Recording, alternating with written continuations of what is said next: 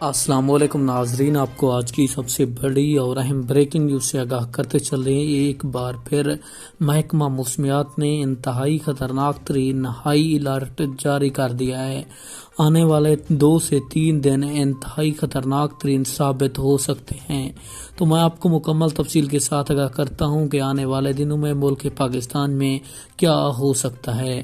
تو اس سے پہلے اگر آپ نے ابھی تک ویڈیو کو لائک اور چینل کو سبسکرائب نہیں کیا تو جلدی سے کر دیں تاکہ آپ کو ہماری نئی ویڈیو سب سے پہلے اور بآسانی ملتی رہیں۔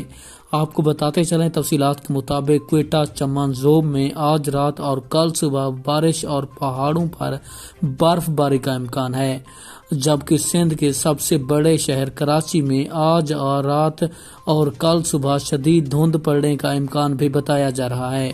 فروری کے آخری 10 دنوں کے دوران بارشوں کے اچھے سلسلے ملک میں داخل ہونے کی توقع کی جا رہی ہے اور پنجاب کے مختلف علاقوں میں بوندا باندی ہو سکتی ہے۔